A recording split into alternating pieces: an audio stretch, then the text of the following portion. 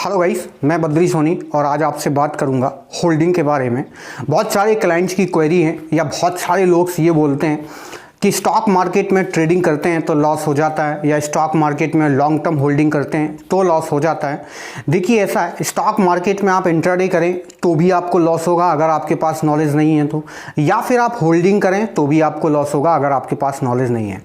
आप कैसे भी कर लो, कुछ भी कर लो, अगर स्टॉक मार्केट में नॉलेज नहीं है तो आप ट्रेडिंग नहीं कर सकते हो, और अगर ट्रेडिंग कर भी रहे हो अपनी जिद पर तो आपको लॉस होना तय है, क्योंकि स्टॉक मार्केट में प्रॉफिट कमाना इतना आसान नहीं जितना आसान लोगों को लगता है। स्टॉक मार्केट में बहुत प्रकार के इन्वेस्टर्स होते हैं। जैसे मैं बात करता हूँ, एक इंट्राडे ट्रेडर होता है और एक होल्डिंग बेसिस पे ट्रेडर होता है।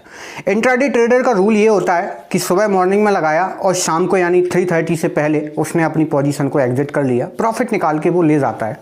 लॉस प्रॉफिट उसे जो भी हो रहा है वो उसमें सेटिस्फाई रहता है। दूसरा इन्वेस्टर ये होता है कि होल्डिंग करने वाला, अगर उसकी पोजीशन फॉर एग्जांपल उसने 100 रुपये का शेयर्स खरीदा और 110 रुपये का टारगेट लगाया, उसका टारगेट नहीं आ रहा है, तो ऐसी कंडीशन में वो उस स्टॉक को होल्ड कर देता है। और होल्ड करने के बाद वो वेट करता है। अब वेट कब तक करेगा?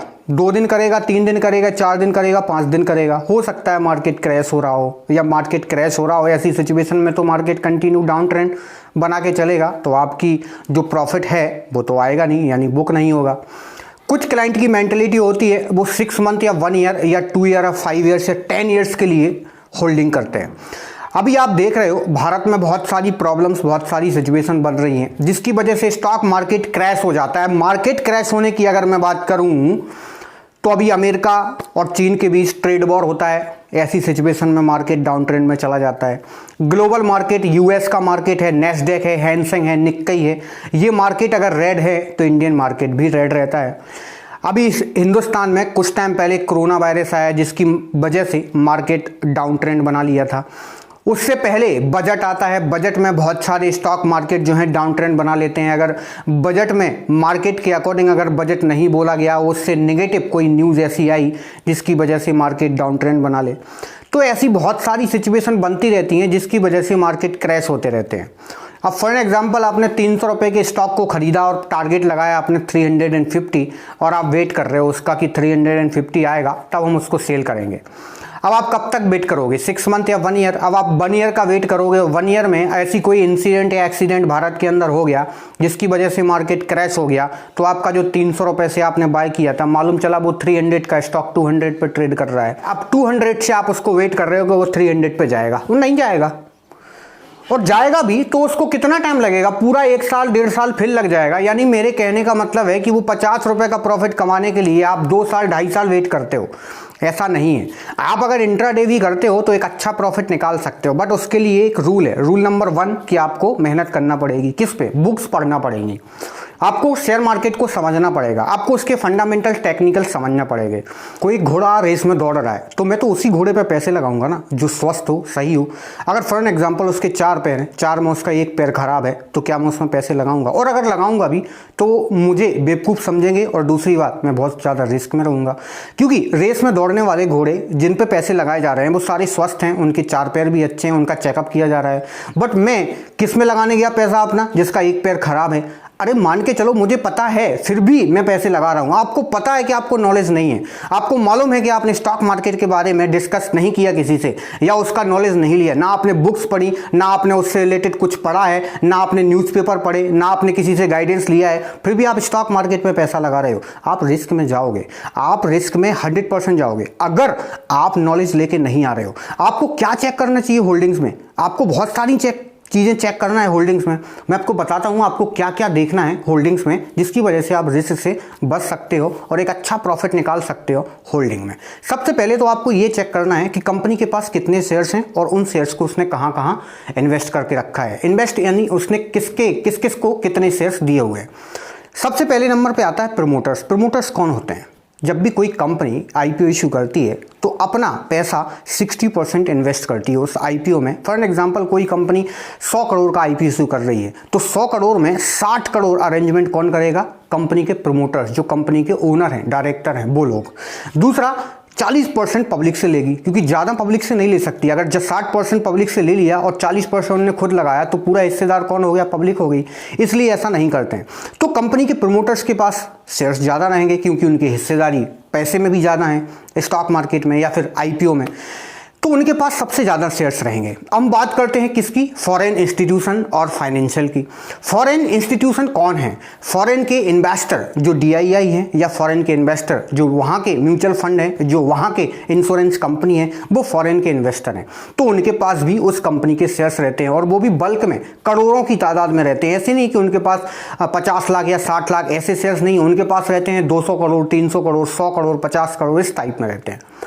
हम बात करते हैं जनरल पब्लिक की। जनरल पब्लिक कौन है? हम और आप जनरल पब्लिक को हम बोलते हैं रिटेल ट्रेडर। रिटेल ट्रेडर वो ट्रेडर जिसका इन्वेस्टमेंट 5,000 रुपये से 5 लाख या 10 लाख रुपए होता है। ये एक छोटा ट्रेडर होता है। और जनरल पब्लिक के पास स्मॉल, छोटे से शेयर्स होते हैं, ज़्यादा शेयर्स नहीं होते कंपनी में। इसके बाद आता है NBFC, non banking financial corporation. Non banking financial corporation में बहुत सारी फाइनेंशियल कंपनी आती हैं। जैसे मैं बात करता हूँ कुछ कंपनी की, अगर बात करूँ श्रीराम ट्रांसपोर्ट हो गया, टाटा कैपिटल हो गया, चोलामंडल हो गया, इस टाइप की कंपनी NBFC में आती है। NBFC और म्यूचुअल फंड में, ये भारत की बता रहा हूँ मैं, भारत की NBFC और म्यूचुअल फंड के पास भी थोड़े से ही शेयर्स रहते हैं। फिर इसके बाद इसमें सरकार भी इन्वेस्टमेंट करती है। Central government, not a state government, सिर्फ सेंट्रल गवर्नमेंट इन्वेस्टमेंट करती है, वो भी कुछ कंपनी के शेयर्स खरीदती है। अब प्रोमोटर्स ने खरीदे, फॉरेन इंस्टीट्यूशन ने खरीदे, जनरल पब्लिक ने लिए हैं, NBFC म्यूचुअल फंड ने लिए हैं, और फिर अदर पब्लिक ने लिए हैं। इसकी बात करूं मैं तो सेंट्रल गवर्नमेंट ने लिए हैं। अब इतने लोग उस कंपनी के शेयर्स में इन्वेस्टमेंट करके बैठे हैं, तो क्या वो कंपनी बेकार है? नहीं, मेरे हिसाब से वो कंपनी सही है। आपको ये चेक करना है कि जनरल पब्लिक ने कितना इन्वेस्टमेंट किया। आपको सबसे इंपॉर्टेंट ये चेक करना है कि उसमें सेंट्रल गवर्नमेंट ने कितना इन्वेस्ट किया। ये सारी चीजें आपको देखना है। अगर आपको लग रहा है कि सेंट्रल गवर्नमेंट और जनरल पब्लिक और फॉरेन इंस्टीट्यूशन का इन्वेस्टमेंट कम है और पब्लिक का इन्वेस्टमेंट ज़्यादा है, तो वहाँ पर रिस्क हो जाएगा थोड़ा सा।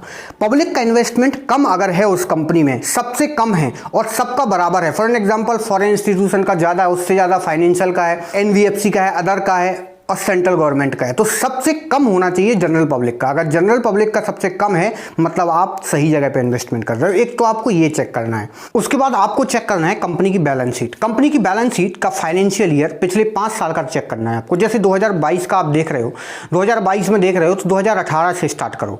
2018 में फाइनेंशियल ईयर उसका कैसा था, इसके बाद फाइनेंशियल ईयर परफॉर्मेंस कैसा था, इसके बाद 2020 में उसका फाइनेंशियल ईयर परफॉर्मेंस कैसा था, 2021 में फाइनेंशियल ईयर परफॉर्मेंस कैसा था। इस तरीके से आप उसको कंटिन्यू चेक करते जाओ।